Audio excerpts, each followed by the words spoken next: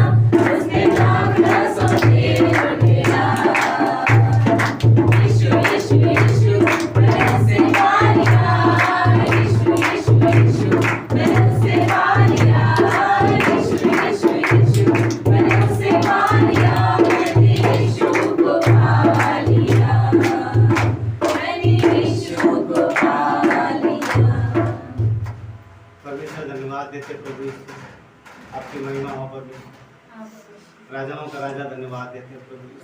परमेश्वर आपने हमें संभाला है पिता, हर कदम पर प्रभु आपने संभाला।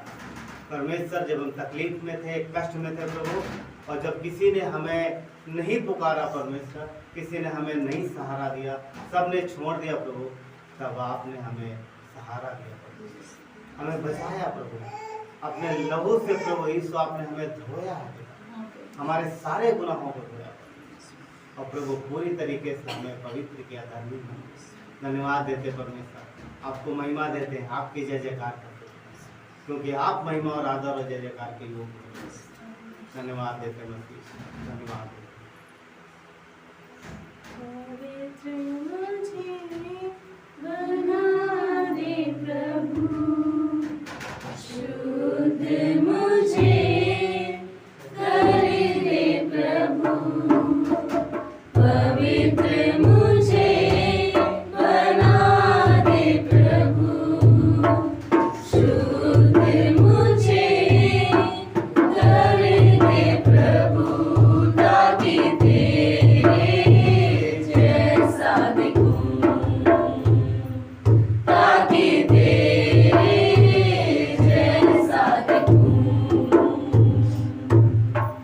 शरीर की अभिलाषाओं पर, शैतान की सारी ताकत पर, शरीर की अभिलाषाओं पर, शैतान की सारी ताकत पर, विजय मैं पाऊं, जय मैं पाऊं, विजय मैं पाऊं, जय मैं पाऊं, ताकि तेरे जैसा दिखूं, ताकि तेरे जैसा दिखूं। तेरा वचन मेरे दिल में रखूं, प्यार मैं तुझसे ही करूं। तेरा वचन मेरे दिल में रखूं, प्यार मैं तुझसे ही करूं। प्रार्थना में बल मैं पाऊं, प्रार्थना में बल मैं पाऊं, ताकि तेरे जैसा दिखूं, ताकि तेरे जैसा दिखूं।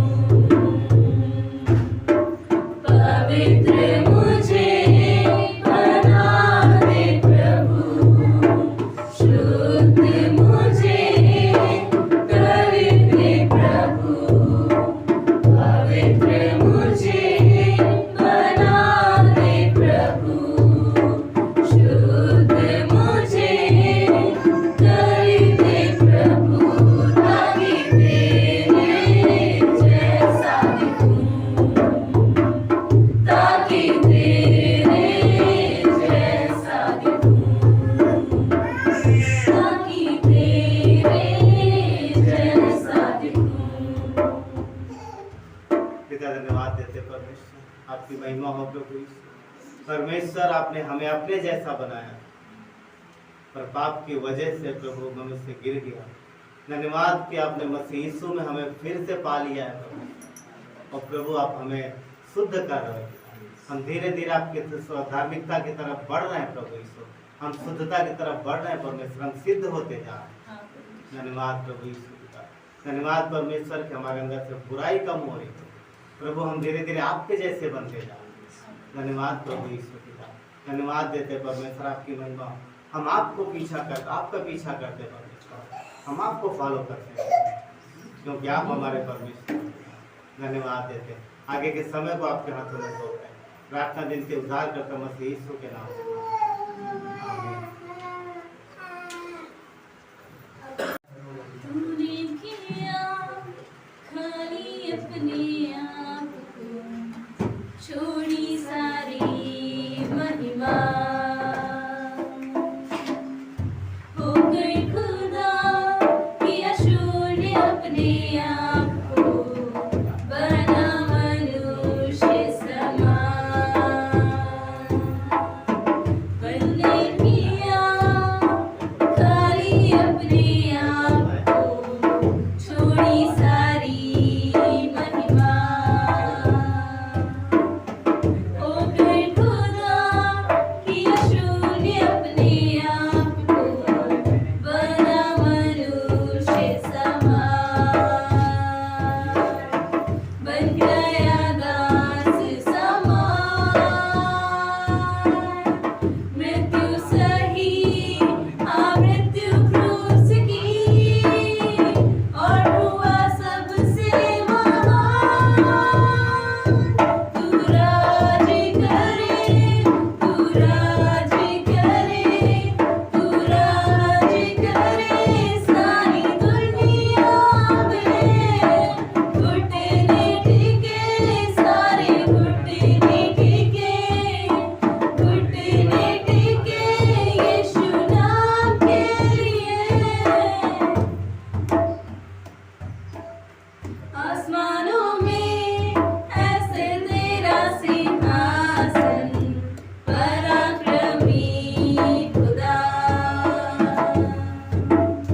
महिमा से अब फैले तेरा शासन कदमों में सारा जहां सजे पे हर इंसान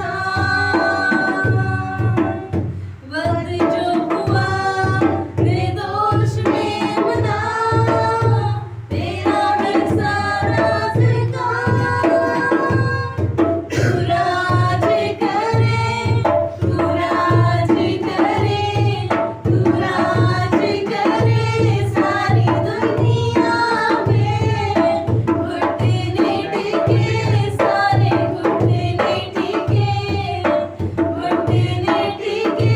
यीशु नाम के लिए तू राज करे तू राज करे तू राज करे सारी दुनिया में घुटने टिके सारे घुटने टिके यीशु नाम के लिए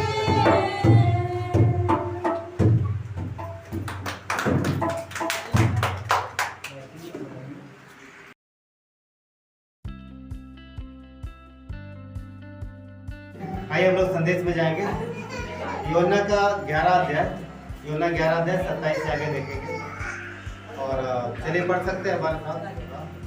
आप अपना अपने वचन को निकाल लीजिए, ठीक है। नए नियम में योना की किताब 11 अध्याय वचन 28 मैं पढ़ता हूँ यहाँ से, ठीक है। मैं पढ़ता हूँ आपके लिए 27 से एक्चुअली पढ़ेंगे 27।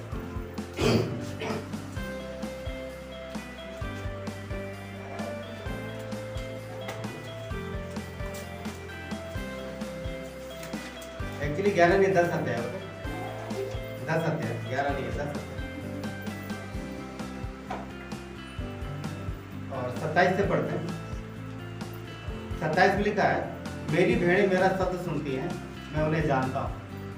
इसने क्या कहा कि मेरी भेड़ें, भेड़ों का चित्र क्यों दिखा, सबको क्यों दिया इसमें, भेड़ों का चित्र क्यों दिया, सबको पता है। हाँ? तो इसने क्या बोला कि मेरी भेड़ें मेरा शब्द सुनती हैं। भेड़ एक ऐसा जानवर है जिसके विषय में कहा जाता है कि वो बहुत अच्छा है, बहुत सीधा है और ऐसा जानवर है कि वो अपने चरवाहे के पीछे चलता है। हम लोग देखेंगे आगे, ठीक है। और कहता है कि आगे वचन कहता है कि मैं उन्हें जानता हूँ, वे मेरे पीछे पीछे चलती है 28, और मैं उन्हें अनंत जीवन देता हूँ, वे कभी नष्ट ना होंगी, कोई उन्हें मेरे हाथ से छीन नहीं सकेगा। कहता कोई मेरे हाथ से छीन न लेगा। 29, मेरा पिता जिसने उन्हें मुझको दिया है सबसे बड़ा है, और कोई उन्हें पिता के हाथ से छीन नहीं सकता। कोई भी उन्हें पिता के हाथ से छीन नहीं सकता। आगे वचन कहता है, मैं और पिता एक हैं, ठीक है। तो यहाँ पर जिस विषय में बात कर रहे हैं हम लोग कि चरवाहे के पीछे चलना, जिस विषय में बात कर रहे हैं वह है चरवाहे के पीछे चलना। यीशु मसीह ने भेड़ का जो जिक्र किया है एक जानवर भेड़ है, जिसको यीशु ने अपने दृष्टांत में शामिल किया है। और इसके पीछे कारण आप लोग जानते हैं कि भेड़ें जो है अपने चरवाहे के पीछे चलती है। क्यों? क्योंकि भेड़ों को जो लोग चरवाहे ले जाते हैं ना, भेड़ों की अगुवाई की जाती है, उन्हें पीछे से हाँका नहीं जाता। बाकी जानवरों क्या करते हैं कि पीछे से उनको हाँकते हैं और साइड में भी उनको कवर करते हैं। भेड़ों को हाँका नहीं जाता। भेड़ों के पीछे भी रहता है, देखने को अलग मैटर है, परंतु भेड़ों की अगुवाई की जाती है। तो चरवाहा जो होता है आगे आगे चलता है और भेड़ें चरवाहे के पीछे पीछे जाती है। तो यीशु ने यहाँ पर एक अच्छा चित्र दिया है अपने लोगों के लिए। एक्चुअली में हम रियल भेड़ नहीं है, मगर हम मसीह की आत्मिक भेड़ है। मतलब जिस तरीके से चरवाहा अपने भेड़ों को आवाज देता है और जब भेड़ें उसके पीछे चली जाती है बिना ये सोचे कि चरवाहा उन्हें कहाँ लेके जा। तो इसी तरीके से परमेश्वर अपने लोगों से कहता है कि परमेश्वर के लोग यानी मसीह के लोग मसीह के पीछे चलते हैं। तो जिस विषय में हम लोग बात कर रहे हैं वो ये है कि चरवाहे के पीछे चलना। अब चरवाहे के पीछे क्यों चलती हैं? क्योंकि आप देखोगे, शायद मैंने इससे पहले बताया होगा कि भेड़शाला में सिर्फ एक ही चरवाहे की भेड़ें नहीं होती थी। भेड़शाला में कई सारे चरवाहे आते थे, अपनी भेड़ों को रात में वहाँ पर अंदर करते थे भेड़शाला में, और सवेरे उठ करके अपने अपने समय में, जब भी समय में एक चरवाहा अंदर आता था, क्या करता था? एक खास किस्म की आवाज देता। और जैसे आवाज देगा तो उस आवाज को पहचानेंगी वो भेड़ें जो उस चरवाहे की। और एक बार ऐसे देखेंगे नजर उठा करके, उसके बाद चरवाहा रुकेगा, उसके बाद चरवाहा क्या करेगा? चल पड़ेगा। वो ये नहीं देखेगा मेरी 75 भेड़ें हैं, उसमें से 5 रह तो नहीं गई। सोचने वाली बात है ना। पर नहीं, चरवाहा आवाज देगा, भेड़ें देखेंगी सर उठा के, और उसके बाद चरवाहा जो है वो चला जाएगा। क्योंकि उसे पता है कि उसकी भेड़ें उसकी आवाज सुनती हैं, और सिर्फ सुनती नहीं है, आवाज को पहचानती है। और इसके बाद चरवाहा निकल जाएगा, एक एक करके सारी उसकी भेड़ें उसके पीछे हो जाएगी। तो ये एक खास किस्म का जो जानवर है जिसके यीशु मसीह ने जिसका उदाहरण दिया है। अब यीशु मसीह जब बोलते हैं कि जिस तरीके से भेड़ें चरवाहे के पीछे चलती हैं, तो जब मसीह आवाज देता है तो उसके लोग उसके पीछे चलते हैं। और हम जानते हैं इस बात को कि हम सब किसकी आवाज सुनते हैं? हम अपने परमेश्वर की आवाज सुनते हैं और हम उसकी आवाज के पीछे चलते हैं। भेड़ों के लिए जरूरी है, अगर भेड़ों के जीवन में देखें तो 2 बातें आवश्यक है भेड़ों के लिए। एक, आवाज सुनना और पहचानना, और दूसरी, उसके बाद अगर कोई भेड़ आवाज सुने और सुन के चुपचाप बैठे रहे तो नहीं, उसके बाद एक क्रिया भी है। वो क्या है? पीछे चलना। तो भेड़ों के लिए जरूरी है आवाज सुनना और पहचानना और पीछे चलना। तो इजरायली जब यीशु मसीह ने जब दृष्टांत दिया ना, जब यीशु ने दृष्टांत दिया कि तुम मेरी भेड़ें हो या फिर मेरी भेड़ें मेरी आवाज सुनती, इजरायलियों को क्लियर मैसेज पहुंच गया कि वो क्या कहना चाह रहा। क्लियर उन्हें समझ गया, क्योंकि बड़े स्तर पर इसका व्यापार, इसका मतलब कारोबार होता था। इजराइल में बहुत सारे लोग भेड़ों को पालते थे, भेड़ों का पशुपालन करते थे, भेड़ों का पालन करते थे। तो लोगों को पता था कि क्या बोलना। जब बोला ना कि मेरी भेड़ें मेरी आवाज़ सुनती और मेरे पीछे चलती, तो पता चल गया लोगों को कि क्या मीनिंग है, क्या मीनिंग। इजराइल के लोगों को कुछ भी बताने की जरूरत नहीं पड़ती, परंतु जहाँ पर ये चीज़ें नहीं है वहाँ पर एक्सप्लेन करने की जरूरत पड़ती है कि इसने क्यों कहा। 2 बातें, आवाज़ सुनना और चरवाहे के पीछे चलना। तो पहली बात वो है आवाज़ सुनना।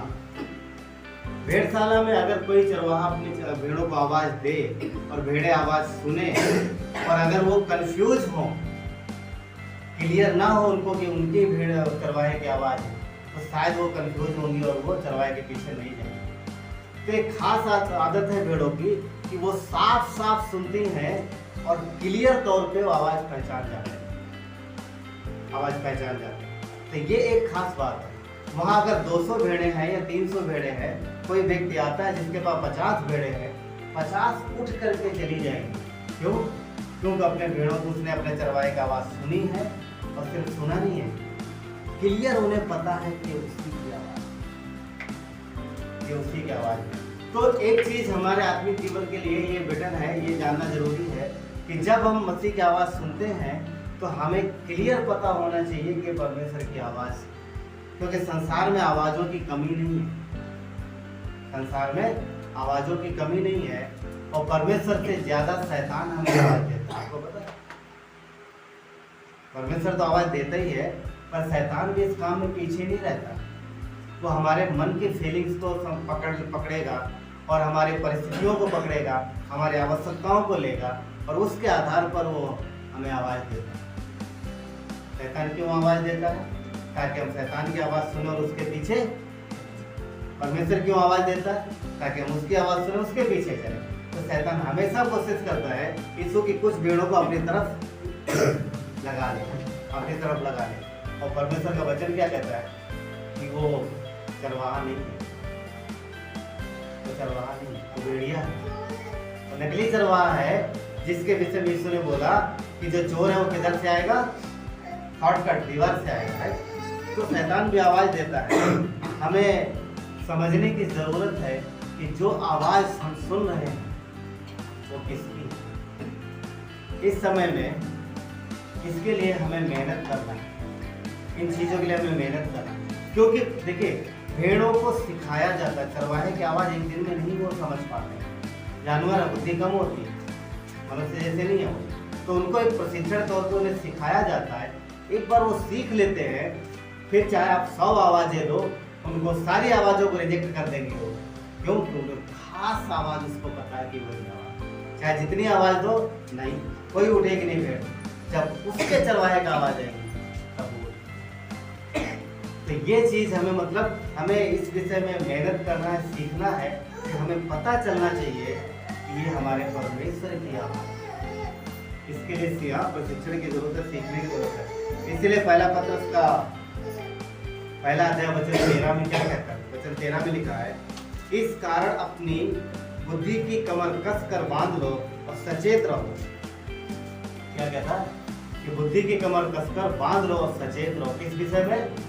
आवाज को सुनने में, परमेश्वर की आवाज को सुनने में हमें सचेत रहना, और इसके लिए मेहनत भी करना, सीखना है। हाँ, सचेत रहो। आगे कहता है, उस अनुग्रह की पूरी आशा रखो जो मसीह के प्रकट होने के समय तुम्हें मिलने वाला है। तो जब हम मसीह के पीछे चल रहे हैं, उसकी आवाज को सुन रहे हैं, तो परमेश्वर हमारे साथ है और हमें पूरा उसके अनुग्रह पर आशा रखना है। एलिया का उदाहरण अगर हम लोग देखें, एलिया पहला राजा में अगर आपने पढ़ा होगा, कितने लोगों ने पढ़ा ये कहानी? पहला राजा 19 अध्याय में, जब वेरी गुड, बहुत अच्छा, बहुत सारे लोगों ने पढ़ा कि 19 अध्याय में जब एलिया आपसे इजेबेल से डर के भागता है, फिर परमेश्वर उसे एक जगह पे बुलाता है, पहाड़ पर, होरे पर्वत पर। वहाँ परमेश्वर उसके सामने प्रकट होता है। ठीक है, तो चलिए हमारे साथ निकालिए पहला राजा 19 अध्याय। हम लोग निकालेंगे पहला राजा 19 अध्याय और कुछ हम लोग देखेंगे। पहला राजा 19 अध्याय हम लोग यहाँ पढ़ेंगे वचन 11 से। ठीक है, बाकी का आप पढ़ लीजिएगा, 19 से आगे का आप पढ़ लीजिएगा, ऊपर से 11 से हम लोग पढ़ेंगे। वचन 11 में लिखा है, आप मेरे साथ हैं, वचन 11 में लिखा है, उसने कहा, निकलकर यहोवा के सम्मुख पर्वत पे खड़ा हो। किसकी बात कर रहा? एलिया को कहा जा रहा कि यहोवा के सम्मुख खड़ा हो उसके पर्वत पे। और आगे कहता है, और यहोवा पास होकर चला। ठीक है, आगे बढ़ते हैं। और यहोवा के सामने एक बड़ी प्रचंड आंधी, एक आंधी चली जो बहुत काफी बड़ी थी। तो लिखा है, उस आंधी से पहाड़ फटने और चट्टानें जो है वो टूटने लगी। जिस हिसाब से लिखा है, तो उस हिसाब से लगता है कि अगर पहाड़ फटने और चट्टानें टूटने लगी, इसका मतलब आंधी बहुत ज़्यादा ही तेज होगी, शायद बहुत ज़्यादा भयानक। क्योंकि पेड़ों का उलट जाना ये नॉर्मल सी बात है, परंतु पहाड़ फटे, चट्टानें चिपक जाए, ये थोड़ा अलग टाइप की आंधी लगती है। मगर लिखा है तो भी यहोवा उस आंधी में नहीं था। चट्टाने टूटेंगे, शोरगुल कितना होगा, हाँ? आंधी आएगी तो आवाज कितनी होगी। अभी इस समय आंधी का समय चल रहा है, अभी तक आंधी आई नहीं ना इस सीजन में, मगर फिर भी हवा बहुत तेज चली। आज दोपहर में कहीं गए थे तो काफी तेज हवा चल रही थी और धूल मिट्टी भी बहुत थी। इस सीजन में आंधी आती, पर चाहे जितनी आंधी आए किसी के घर को नहीं गिरा पाती, उत्तर भारत में यहाँ, मगर कभी कभी कहीं कहीं बहुत ज़्यादा बड़ा तूफान आता है। मगर यहाँ लिखा है कि वहाँ आंधी आई, बहुत तेज बड़ी भयंकर आंधी आई, मगर परमेश्वर उस आंधी में नहीं था। फिर आगे लिखा है, तो फिर आंधी के बाद भूकंप हुआ। आंधी के तुरंत कुछ देर बाद भूकंप आया। लिखा है कि तो भी परमेश्वर उसमें नहीं था, तो भी परमेश्वर उसमें नहीं था। वचन 12 देखते हैं। 12 कहते हैं, फिर भूकंप के बाद आग दिखाई दी।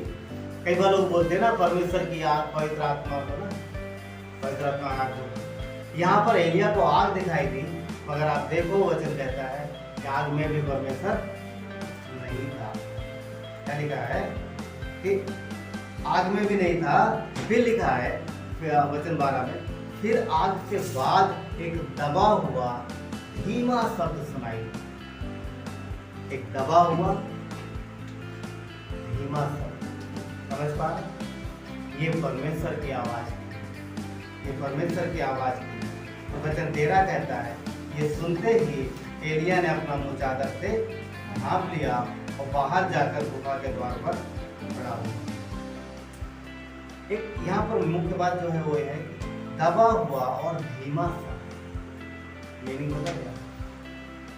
कहीं कहीं लिखा है कि परमेश्वर जब आवाज देता है, जब गरजता है तो फेन उड़ता है, समुद्र कांपते, धरती हिल जाती है, राइट?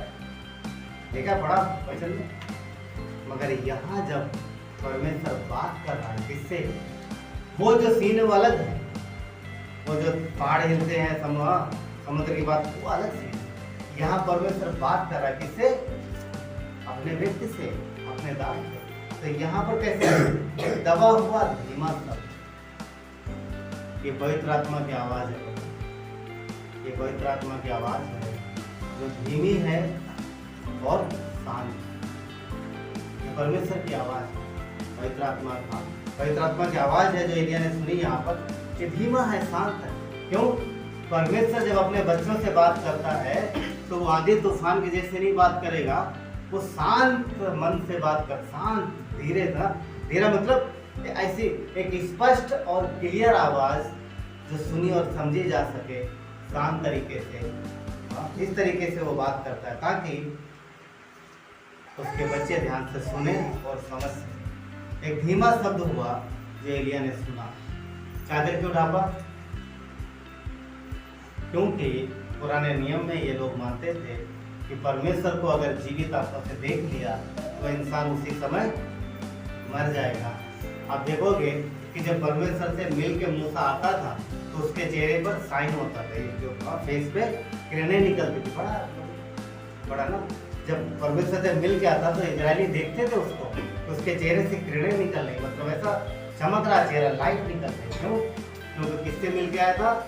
जीवन की ज्योति से मिल के आया था। तो वो ज्योति में था ना, प्रकाश में, तो वो प्रकाश उसके शरीर से भी दिख रहा था, मिल के आता। तो मूसा ने देखा, मगर मूसा ने भी आमने सामने उस तरीके से नहीं देखा। तो आप पढ़ोगे पुराने नियम में कई बार लिखा है कि लोग बोलते हैं कि मैंने परमेश्वर को देखा, अब मैं मर जाऊँ, क्योंकि मनुष्य पापी है और जीवित परमेश्वर को देख नहीं सकता इन आंखों से। तो एलिया ने इसी वजह से चादर डाल ली, कहीं वो परमेश्वर को ना देख लेना, क्योंकि उसे सुनना था। क्या लिखा है? एक दबा हुआ धीमा शब्द, दबा हुआ धीमा शब्द। ये किसकी आवाज है? ये परमेश्वर की आवाज है, ये पवित्र आत्मा की आवाज है। एक खास तरीके की आंधी में खूब तेज आवाज हुई, भूकंप में भी आवाज हुई, आग में भी, आंखों में उसने देखा, परंतु इन सब में परमेश्वर कहीं भी नहीं था। परंतु परमेश्वर जब आया तो ना तो आंधी थी, ना भूकंप था, ना ही आग थी, पर एक धीमा शांत, एक धीमी आवाज थी, एक दबी हुई धीमी आवाज। लोग बोलते ना, इतना डरा काहे बोलते, है ना, सुनो ना, मैं थोड़ा जोर से बोलो, कभी सुना है ना, अरे इतना डर का है बोल रहा, थोड़ा जोर से बोलो ना। तो यहाँ लिखा है कि दबा हुआ धीमा सब, तो क्या परमेश्वर डर रहा था? नहीं डरा। स्पष्ट शब्दों में शांत तरीके से जब परमेश्वर शांत तरीके से बात किया ताकि एलिया को पूरी बातें समझ में आ सके। ये परमेश्वर इब्रानियों का, चलते हम लोग इब्रानियों के 1 अध्याय तो देखेंगे यहाँ इब्रानियों का 1 अध्याय।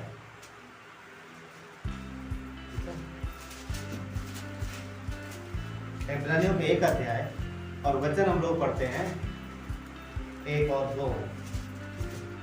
लिखा है कि इब्रानियों का 1 पूर्व युग में परमेश्वर ने बाप दादों से थोड़ा थोड़ा करके भांति भांति से भविष्यवक्ताओं के द्वारा बातें कर। वचन 2 इन अंतिम दिनों में हमसे पुत्र द्वारा बातें की। यानी वचन 1 कहता है कि पुराने समय में परमेश्वर ने किससे बातें की है, किसके द्वारा बातें की? भविष्यवक्ताओं के द्वारा बातें की, नबियों के द्वारा बातें की। इसीलिए आप जब देखोगे कि अगर परमेश्वर को कुछ बोलना होता था तो किसी न किसी नबी को बोलता था, और नबी जाके जब नीनवे को संदेश पहुंचाना था तो किसको चुना परमेश्वर ने? जा योना और मेरा संदेश पूरे नीनवे को सुना। नातान, उसने दाऊद ने पाप किया तो किसको बोला परमेश्वर ने? नातान को बोला। नातान को बोला जा और जाके बता कि दाऊद ने कर। तो पुराने समय में परमेश्वर ने किसके द्वारा बातें की? भविष्यवक्ताओं के द्वारा। मगर वचन 2 क्या कहता है? इन अंतिम दिनों में हमसे पुत्र के द्वारा बातें। तो एलिया से परमेश्वर बात कर रहा है और आज परमेश्वर हमसे और आपसे भी बातें कर रहा है। क्या कहता है कि इन अंतिम दिनों में वो हमसे पुत्र के द्वारा बातें कर रहा है, पुत्र के द्वारा बातें कर रहा है। और परमेश्वर का पुत्र मसीह आज हमसे किसके द्वारा बात करता है? वचन के द्वारा। क्यों? क्या ईश्वर के विषय में नहीं कहा गया है कि वो वचन है? कहाँ लिखा है?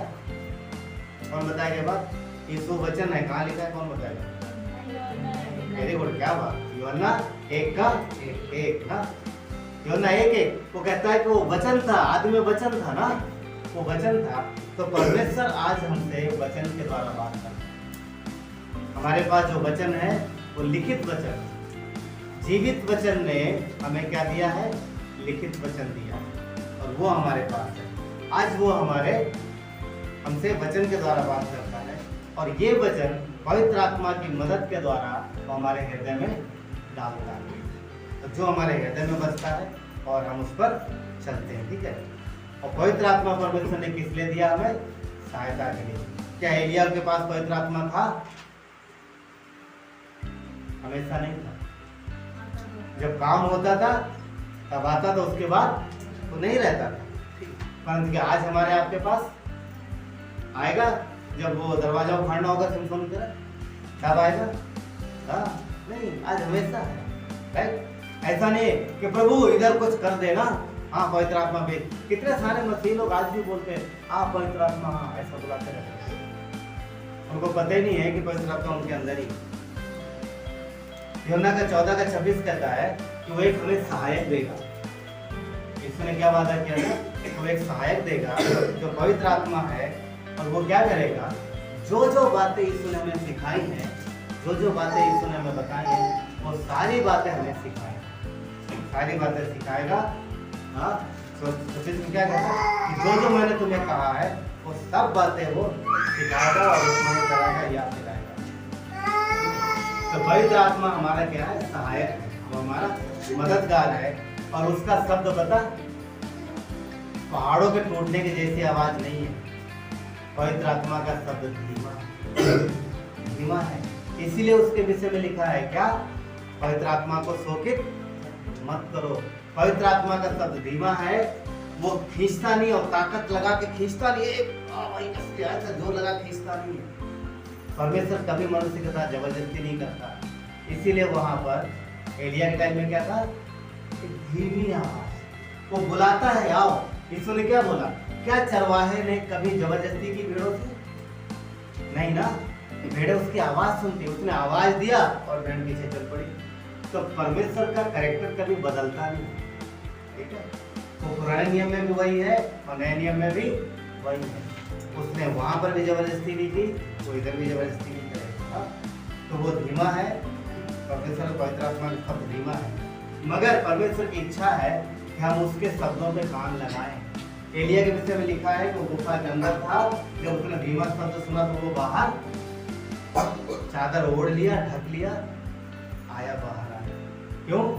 शायद अंदर से आवाज के लिए ना बाहर जाके सुनेंगे। क्यों?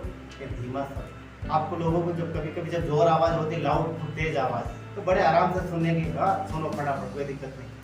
पर जब धीमा होता है तो ध्यान से कान लगा सुनना पड़ता है ना।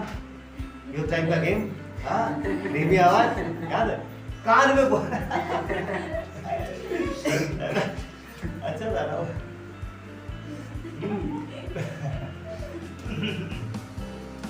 जो धीमा आवाज है उसको ध्यान से सुनना पड़ता है, ठीक है। तो यहाँ पर क्या हुआ, एलिया बाहर आ गया, एलिया बाहर आया। तो परमेश्वर की इच्छा है कि हम भी उसकी आवाज को ध्यान से सुने और उसके लिए मेहनत करें। मेहनत करें मतलब आगे बढ़े, वहीं रुके ना रहे। इसीलिए अय्यूब के 36:10 में लिखा है, अय्यूब के 36:10 में कि वो उनके कान शिक्षा सुनने के लिए खोलता है और आज्ञा देता है कि वो बुराई से दूर रहे। परमेश्वर की इच्छा है कि जो मसीह यीशु जो हमें संदेश दे रहे हैं, जो वचन बता रहे, जो उनकी इच्छा है उस पर हम कान लगाएं, ध्यान से सुने, क्योंकि परमेश्वर की आवाज़ धीमी है। एक दबा हुआ शब्द, एक धीमा शब्द जो परमेश्वर जिससे बात करता है, उसके लिए हमें कान लगाना है। और वो साथ ही साथ ये भी आज्ञा देता है कि मैं बुराई से दूर रहना। परमेश्वर की इच्छा है कि हम सुने उसके वचन सुने, ये जरूरी है। क्यों? क्योंकि अगर ये जरूरी नहीं होता तो हमें वो कान, अगर सुनना जरूरी नहीं होता तो कान देता। सोचो एक कान इधर दे देता, सीधे पे इधर बना तो कैसा हो? क्या फिर इधर बना देता, इधर 2 कान दिए ना उसने हमें, इस तरफ इधर कान दिए और साइड में देखे, ये नहीं सुनते, सुनता अंदर आवाज माइंड सुनता है, पर इसने बना दिए इधर ताकि आवाजें टकराएं और हम लोग अच्छे से सुन सके। 2 कान दिए परमेश्वर ने दिए ताकि हम सुने। और अगर परमेश्वर ने कान दिए हैं, उसके बावजूद अगर हम परमेश्वर की बातें नहीं सुनते, वचन नहीं सुनते, तो क्या लगता है परमेश्वर का कान देना व्यर्थ हो गया, है ना? अफवाह हम संसार में यूज करते हैं अपने शरीर के अंगों को, मगर परमेश्वर ने हमारे शरीर को बनाया है और सबसे पहले हमें उसको देना। नीति वचन का 20 का 12 क्या कहता है? सुनने के लिए कान और देखने के लिए जो आंखें हैं, तो किसने दी है? वो परमेश्वर ने ना, उन दोनों को परमेश्वर ने बनाया। यहोवा के नाम वचन कहता है उन दोनों को यहोवा ने बनाया, दोनों को परमेश्वर ने बनाया। तो परमेश्वर ने देखने के लिए आंखें दी हैं, सुनने के लिए कान दिए, ठीक है। अब चाहे रात भर मोबाइल में चीजें देखो, मोबाइल में बहुत सारी चीजें देखो, कार्टून देखो, जो है ना, आप देखते नहीं हो, मैं बता रहा हूँ। आजकल शैतान ने दे दिया है कि आंख और कान देखो, परमेश्वर देख क्या होता है, आंख और कान जो परमेश्वर ने दिए हैं वो सुनने के लिए दिए, और शैतान ने बड़ी चालाकी से आंख और कान दोनों वहां लगा दिए। परमेश्वर की क्या इच्छा है कि हमारे आंखें और हमारे कान कहाँ लगे? उसके वचन की ओर। शैतान कहता है मैं देता हूँ इनके हाथ में कुछ एक खिलौना, ठीक है, पर हमेशा उसे में लगे रहे। आंख और कान दोनों शैतान के पास है ना। आंखों से देख रहे, कानों से सुन रहे हैं। नहीं तो ये भी कहता ना आंख देखने से थकती है ना कान सुनने से। चाहे जितना देखो, चाहे जितना सुनो, कभी भी ये भरते नहीं, कभी भी ये थकते नहीं। और कभी इसका अंत कब होगा? जब इंसान धरती छोड़ेगा। तो शैतान की एक ये चालाकी है उसकी कि वो हमें व्यस्त रखता है इन सारी चीज़ों में ना, बिजी करता है। तो परमेश्वर की इच्छा है कि हम अपने आँखों को और अपने कानों को उसके वचन की ओर लगाएं। याकूब 1:19 कहता है कि हर एक व्यक्ति को सुनने में तत्पर रहना चाहिए और बोलने में धीमा रहना चाहिए। सुनने में तत्पर रहना चाहिए। भेड़ें सुनने में तत्पर होती हैं। और ध्यान रखना, यीशु ने हमें क्या कहा है? भेड़ से तुलना की। और अगर हम सुनने में तत्पर नहीं रहे, हम कौन सी भेड़ होंगे? आप इमेजिन करो, एक आदमी के 70, मैंने 75 नाम लिया था, चलो 75 ही सही, एक आदमी के 75 भेड़ें हैं, उसमें से 5 नहीं सुनती, नहीं सुन पा रहे, ठीक से पहचान नहीं पा रहे, तो क्या होगा? जब आवाज देगा क्या होगा? क्या होगा? जब चरवाहा आवाज देगा तो 70 तो चली जाएंगी, पर जो 5 बची वो कंफ्यूज, उन्हें पता ही नहीं कौन सा चरवाहा, कंफ्यूज है। इसीलिए जब उसने तुलना की हमारी किससे? भेड़ से। तो भेड़ की एक खासियत है, वो सुनने में एकदम साफ साफ सुनते हैं, बिना शक के सुनते हैं, बिना डाउट के सुनते हैं। दूसरी खासियत क्या है? पीछे चलना, अपने चरवाहे के पीछे चलती, अपने ही चरवाहे के पीछे चलती, वो भी ध्यान रखें। चरवाहे बहुत है, भेड़शाला में कई चरवाहे आते हैं, पर वो अपने चरवाहे को पहचानती है कि आज इस संसार में चरवाहे थोड़े हैं, बहुत है चरवाहे। आपको पहचानना होगा कि आपका चरवाहा कौन है, ये जानने की जरूरत है, जानने की जरूरत है कि हमारा चरवाहा कौन है। संसार में बहुत सारे लोग हैं, अब देखो कितने सारे लोग क्या क्या बताते रहते हैं ना, पर हमें चरवाहे को पहचानना, हमें पहचानना मसीह को। क्यों? साफ साफ उसकी आवाज सुनने की जरूरत है, ताकि जब और आवाजें हमारे कानों से टकराएं तो हमको पता चल जाए कि हमारे चरवाहे की आवाज कौन है, हमारे चरवाहे की आवाज कौन है। और जब हम पहचान जाएंगे तब हम उसके पीछे चलेंगे। यीशु ने क्या कहा? मैं अच्छा चरवाहा, वो अच्छा चरवाहा, और उससे बेहतर चरवाहा संसार में दूसरा कोई नहीं आया ना आएगा। वो अच्छा चरवाहा, और अच्छा चरवाहा पता है क्या करता है? अपने भेड़ों का ध्यान रखता, और यीशु से बेहतर तो कोई नहीं रख पाया। क्यों? जब वो इजरायलियों के बात बता रहा था कि मैं अच्छा चरवाहा हूँ, तो वो जानते थे चरवाहों के विषय में, वो जानते थे भेड़ों की चरवाई कैसे होती है। और यीशु ने पता है क्या बोला? कि मैं अपने भेड़ों के लिए जान दूंगा, और उसने अंत में बात करके पूरी करके दिखाई। चरवाहे को पता होता है कि भेड़ों की आवश्यकता क्या है, वो आवश्यकता के अनुसार उन्हें लेके जाता है, जहाँ उनके लिए भोजन है, जहाँ पानी है, अच्छी जगह पे ले जाता है, अच्छी जगह पे उसका ध्यान रखता है। अब भेड़ों का जो नंबर है, भेड़ें क्या करती है?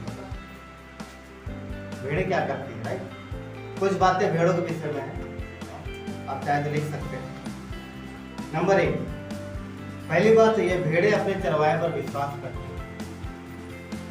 भेड़ों को कोई शक या डाउट की जरूरत नहीं है, चरवाहा जिस तरफ ले जा रहा हो जाएंगे बिना शक के, और जिधर भी कोई शक नहीं करते भेड़ें अपने चरवाहे पर। ठीक। नंबर 2, भेड़ें चरवाहे के पीछे चलती हैं प्रेम से, ना कि दबाव से।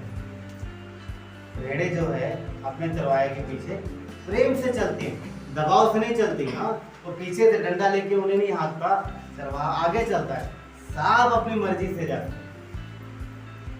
तो यीशु ने भी कभी भी किसी के ऊपर प्रेशर नहीं डाला, लोग उसके पीछे प्रेम से चलते हैं। नंबर 3, जिस मार्ग पर चरवाहा उन्हें ले जाता है तो उसी मार्ग में जाता है। अगर चरवाहा इधर मुड़ेगा तो भेड़े इधर, रास्ता चाहे बेशक 2 हो, आप समझिएगा सीन, चरवाहा इधर जा रहा, आगे 2 रास्ते आ जाते। ठीक। अब चरवाहा अगर इधर मुड़ा तो सारी भेड़े इधर मुड़ेगी, बेशक इस तरफ रास्ता है और उस तरफ वो नहीं जाएगी। तो जिस मार्ग में चरवाहा ले जाता है, भेड़े उसी मार्ग में जाती है। और अगर जो भेड़ अपना मार्ग दूसरा ले लेती है, तो फिर इसका मीनिंग ये है कि वो मार्ग से भटक गई है। और अगर भेड़ भटक गई है तो फिर कौन इंतजार कर रहा उसका? हम सब जानते हैं, राइट, सब जानते हैं। क्या यीशु ने नहीं कहा कि मेरी भेड़ें मेरे पीछे आती है? जो रास्ता भटक गई तो फिर वो यीशु की भेड़ रही नहीं। क्यों? क्योंकि उसने उसके पीछे चलना छोड़ दिया है। अगर हम पीछे चल रहे हैं तभी हम उसके, और ये कब तक चलते रहना है? 1 साल, 10 साल, 20 साल, 20 साल, जब तक हम धरती पर जीवित हैं तब तक चलते हैं। और हमारी मंजिल कहाँ है पता? हमारी मंजिल कहाँ है? स्वर्ग में। क्यों? क्योंकि यहाँ तो हम चरवाहे को आत्मिक रूप में देख रहे हैं, और हम जब धरती छोड़ेंगे हम चरवाहे को अपने सामने देखेंगे। ठीक है। नंबर 4, भेड़ें मार्ग की कठिनाई के कारण रुकती नहीं है। समझ पा रहे? अगर चरवाहा आगे के जा रहा है तो फिर चाहे पथरीला रास्ता हो, चाहे कटीला रास्ता हो, चाहे ऊंचाई हो, चाहे फिर ढलान हो, चाहे चढ़ाई हो, चाहे फिर पहाड़ी हो, फिर भेड़ें रुकती नहीं है, वो पीछे पीछे जाती हैं। कहने का मतलब ये है मार्ग की कठिनाई की वजह से भेड़ें ना रुकती हैं ना वापस लौटती हैं। जो मसीह की भेड़ है वो कठिनाई का सामना करेगी, वो पीछे चलेगी। तो कई बार मसीह के लोगों के जीवन में अगर कठिनाई आई या कुछ भी हुआ, कुछ भी दिक्कतें आई तो लोग लौट जाते हैं। जो लौट गया वो भेड़ नहीं रहा, मतलब वो भेड़ नहीं, क्यों? भेड़ पीछे चलती है ना। मैं उद्धार की बात नहीं कर रहा हूँ यहाँ पर बात है उद्धार पाए हुए जीवन की बात। अगर क्योंकि मसीह परमेश्वर की इच्छा है कि हम जीवन भर उसके साथ चलते हैं, वो एक मुख्य बात है। तो भेड़ जो मसीह की है वो चढ़ाई पे जाएगी, चरवाहा चला गया ना, आगे चढ़ गया, वो भी चढ़ जाएगी। हाँ, एक बात और है, चरवाहे को पता है कि उसकी भेड़ों की क्षमता कितनी है, इसलिए वो कभी भी ऐसे किसी मार्ग पे नहीं ले जाएगा जहाँ पर उसकी भेड़ें जा ना सके। क्या आयो इसका बढ़िया उदाहरण मानी मिलता है जब याकूब अपने भाई एसाव से मिलता है। पढ़ा आप लोगों ने? जब याकूब अपने भाई एसाव से मिलता है, एसाव घोड़े के साथ आता है, जब घोड़े पे आता है और 400 क्या बोलते हैं उसके साथ लोग होते हैं। बाद में एसाव बोलता है कि चल मेरे साथ। एसाव बोलता है याकूब को मेरे साथ चल। याकूब वहां पर एक बढ़िया जवाब देता है, नहीं मैं तेरे साथ नहीं जा सकता। क्यों? क्योंकि मेरे साथ जानवर हैं, मेरे साथ छोटे छोटे बच्चे हैं, कुछ ऐसी भेड़ें हैं जिन्होंने अभी बच्चा दिया है, अगर इनको ज्यादा तेज चलाएंगे तो क्या होंगी, ये मर जाएंगे। तो याकूब को पता है कि चरवाहे कैसे करना, अगुवाई कैसे करना है। तो चरवाहे को पता रहता है कि भेड़ों की क्षमता कितनी है। मीनिंग क्या है? परमेश्वर को पता है कि हमारी और आपकी क्षमता कितनी है। वो ऐसे मार्ग में नहीं चलाएगा कभी जहाँ पर हम थक के चूर हो जाए या फिर इतना थक जाए कि हम हताश हो जाए। ऐसा कभी नहीं लेगा, कभी नहीं लेगा, वो जानता है। इसीलिए दाऊद क्या कहता है भजन 23 के 4 में, चाहे मैं घोर अंधकार भरी हुई तराई से होकर चलूं तो भी हानि से ना डरूंगा, क्योंकि परमेश्वर उसके साथ, उसका चरवाहा उसका। मैं सोच रहा था एक्चुअली दाऊद के विषय में, दाऊद ये भजन कैसे लिख पाया। हाँ, दाऊद तकलीफ में था, परेशानी में था, और ये जब भजन जब लिखा उसने, जब अबशालोम से भाग रहा था, उसका बेटे ने जब चढ़ाई की थी, उसके बाद वो अपना परिवार बच्चे लेकर के भाग रहा था। तो एक जगह उसे लग रहा था कि अब पकड़ में आ जाएगा। लंबी कहानी को मैं छोटा बता रहा हूँ। तो वहां पर परमेश्वर ने उसे अद्भुत से बचाया और दाऊद ने भजन लिखा। तो दाऊद कैसे सोच पाया? क्यों? क्योंकि हम सब जानते हैं दाऊद बचपन से चरवाहा था, और बचपन से चरवाहा था। गुलायत को मारने के समय में दाऊद ने क्या बोला था कि मैं भेड़ों को भालू और शेर के मुंह से छीन लेता हूँ। तो शेर के मुंह से बच्चे को छीनना बोलते ना, कहावत नहीं सुनी? अरे उससे जाने का मतलब शेर के मुंह से कहावत होता ना, हाँ वैसा हो गया। तो आप सोचो शेर के मुंह से निवाला छीन लिया उसने, तो फिर उसके पास उतनी हिम्मत होनी चाहिए ना, और हिम्मत से ज्यादा प्रेम, क्योंकि प्रेम ही हिम्मत पैदा करता है। मेरे मेमने को लेके जा रहा हूँ तो जा नहीं सकता, चाहे मुझे मरना पड़े, परंतु मैं बच्चा छुड़ा दूंगा, जो भी भेड़ को उससे छीन के रहेगा। तभी दाऊद लिख पाया, क्योंकि वो स्वयं चरवाहा। नंबर 5, भेड़ों को झुंड में रहना, अकेले नहीं रहना। भेड़ें झुंड में रहती हैं, ना कि अकेले। और जो भेड़ अकेले रह जाती है तो भेड़िए का शिकार होता है। परमेश्वर भेड़ा चरवाहा जो है भेड़ों को झुंड में रखता है। तो मसीह यीशु की भी ये इच्छा है कि उसके लोग झुंड में रहें। अगर भेड़ें झुंड में नहीं रही, भेड़ें अगर अलग हो गई, तितर बितर हो गई, तो चांस बनता है ज़्यादा कि वो शिकार हो जाए, भेड़िया का शिकार हो जाए। तो चरवाहे के पीछे चलना, भेड़े चरवाहे के पीछे चलती हैं। और भेड़ों का एक जो स्वभाव है, एक बढ़िया चित्रण है हमारे और आपके।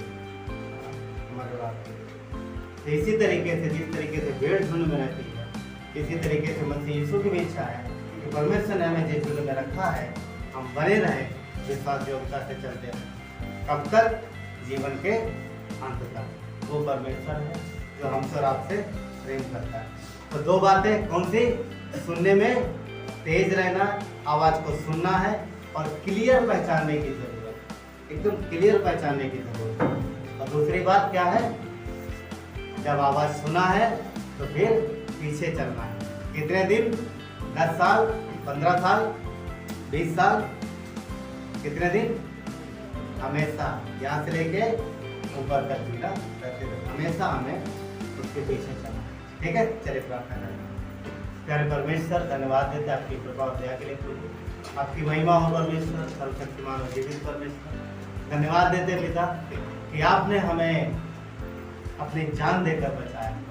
आपने कहा मैं अच्छा चलवा प्रभु, आपने वो साबित किया परमेश्वर। आप हमसे प्रेम करते हो, आप हमारी क्षमता को जानते हो, आप हमारी आवश्यकताओं को जानते हो, सबको जानते हो। और परमेश्वर आप इंतजाम करते हो। एक चरवाहा जो है प्रभु, वही अपने भेड़ों के लिए हरी घास ढूंढता है, वही शीतल जल का इंतजाम करता है और वही उनकी सुरक्षा करता है। प्रभु, हमारे जीवन की सुरक्षा आपके हाथों में। धन्यवाद परमेश्वर, आप जो हमारे लिए आय उपाय करते हो, हमें संभालते हो, सुरक्षित रखते हो।